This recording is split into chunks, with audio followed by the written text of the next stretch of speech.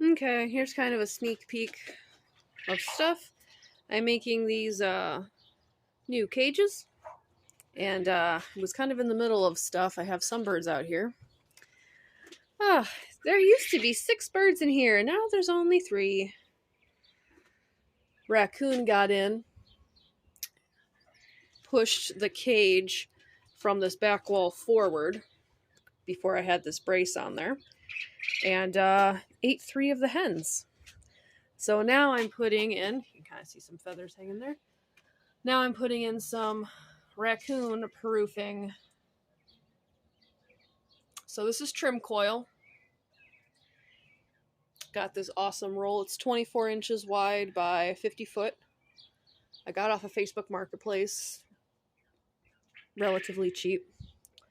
And so that one's a little short. But so I decided on the height being 7 inches. And most of these fit like with their flanges. They're slightly different sizes because the beams are slightly different sizes in between. But they'll all work. These couple down here were wider than 24 inches, so I had to cut those a little bit longer. But yeah, those, and I'm starting to do that side. So you can see this is it without, so the raccoon can fit through that space. And this is it with, he can't get through that space.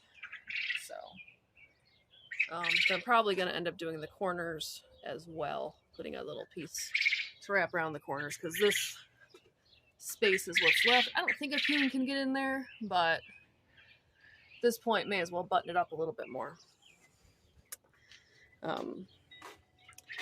But this is my trim coil. It's 24 inches wide, and so I'm putting some marks here. This is my 7-inch mark. This is 3.5. So I'll see, I can cut that little bit so I can have the flange on the top, and then it goes down past everything. And then each flange is a different size, so I haven't marked this one yet. It's going to be 1.25 inches for the next one over there. But yeah, just give me a second. Okay, so this is it marked up before it's cut out. So there's the flange. This is going to be cut out. And I'm going to have holes drilled on the bottom. I don't usually mark those, I just did it for the video. And then I'm zip tying it. I don't know if you can see the zip ties. I'm zip tying the bottom closed to the gate so that they can't pull it up and open.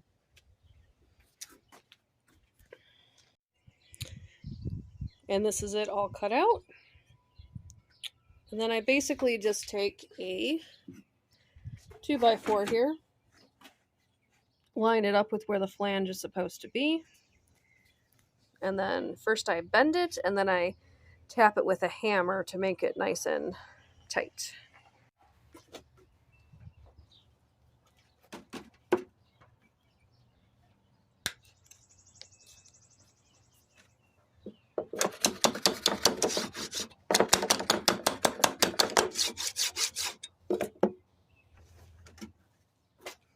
Like so. And then we're really ready to drill the holes. I don't want to drill into my table, so I'm using this sacrificial board right here. And the drill bit is just big enough to let the zip tie through. These holes don't have to be exact. They just have to go through. And then here is our piece that we are ready to go fit and zip tie and nail in. So this trim coil came with a 1-pound box of nails, so that's just what I'm using. They go through the trim coil really easy. I don't know if it's because they're extra pointy or what, but these came with the trim coil specifically for mounting it. So I was like, hey, I'm not going to give up free nails, so I accepted them. I'm glad I did. I'm going to bring you over here so you can see it. So I'm just doing 2 nails on each flange. They don't have to be perfect. And then with the holes, zip tying it to the fence. So it takes a little finagling, so I don't think I'm going to get it on camera, but what I end up doing is I zip tie the middle hole, or one of the holes, because it kind of helps support it, and then I put one nail in one side and then the other nail on the other side, go back and forth, and then finish zip tying it off. It's just kind of hard to hold it all there, so putting the one zip tie in the bottom to begin with just helps support the whole thing.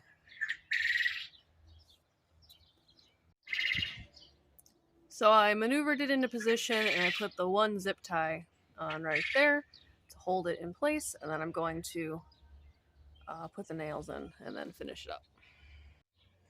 I also suggest using a pair of needle nose pliers just to hold the nails, because they're just very thin, and you kind of have to I have to reach up a bit to put it in, so just help you with a little bit extra reach and stuff like that. And then here we have it fully secured. So I've just got one more to do, and then figure out what I'm going to do with these corners. It's like I said, I don't think a coon can get in through there, because I saw him, he had to shove his whole body through this whole section. Because I actually scared him out of here one night. But I think I might do something. I just have to figure out what. So I need to do 3 corners. That one, and that one, because a raccoon could possibly wiggle in there because it's got a little bit more space. I don't really have to do that one because it's up against the building and there's not enough space. I don't do that one because there's no way for him to get there. So I had this extra piece. It's 28 inches long, so I had to cut my 24 inch. I had to cut it 28 inches deep for these two, because this one had a 26 inch span, so I needed to make it 28 so I could have a flange on each side to nail to. And then that one was cut out of the same extra piece, and then this was left over. This is what, 10 inches? 10 inches, because it was 7 plus 7 is 14. This would be 10 inches left. So I divided it into 3 pieces, 9 1/4, 9 1/4, a little bit more. Was it 9 1/2? Easier than doing thirds. So I'm going to cut those, and then I'm going to figure out exactly where I need to snip it away so I can get it around the board. It'll make sense once I show it. Okay, so I came over here. I wanted to make sure that that overlapped with the 2x4 a bit. I'm going to be able to zip tie over here, and I'll have enough room to wrap it around and zip tie over here. So after I made a mark and showed where the 2x4 was, I marked that, and then I marked where this edge was going to go, cut that out, put my scrap 2x4 that I got on my table that I've been using down so I know how wide to make this, and then it wrapped around here. So, and I've got another hole down here. Actually, I think I'm going to put another hole up here so I can zip tie it here as well. Then put another hole up here so I can zip tie it here as well. And then I'll show you what that looks like up. And here it is all up. Got 2 nails in the top there, zip ties there, wraps around, zip ties. Couldn't do anything up here, but it's got enough tension on it, nothing's gonna do nothing because I've got one more nail up into the 2x4. So yeah, no coon can get in there. That's wrapped up nice, and I'm going to do that to that corner over there and that corner right there, and that should button this up nice. So the final result, this one has a cover, this corner has a cover, this corner has a cover, this corner has a barricade, and this corner has an extra little piece to block that off. So Got 2 hens and a rooster left in here. I've got 3 younger hens that have the same mom and dad, so I'm going to put them in here in a couple weeks once they're old enough. This rooster's from a completely different bloodline, so that's good. I'll talk about my new tier cages in a different video, because this is the 3-tier setup, and then I have 4-tier setups as well, and then thinking about having my designs available online, possibly. But yeah, here's the remnants of one of the hens that the coon got, but that's the coop updated from last year. Last year it was just that 6x12 section there with a tarp over top, so I took the top down, used it to extend it out here. So there's that. Put the roof on. Yes, it's pretty flat.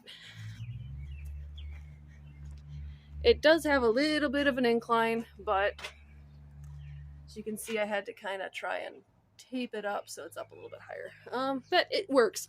Where the cages are going to be in here, it is completely dry. So that's all that really matters. At least to me. Because that was my first time ever putting a roof on.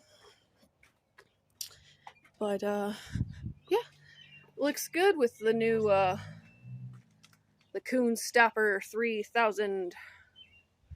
I don't know. They come up with silly names. But, yeah. Till the next video, guys. So in the works, we have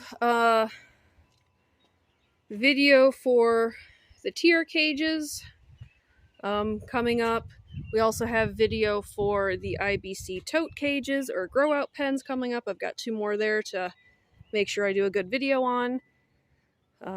Learned a couple of things with making both of those that I think I can make a video now without messing up too much.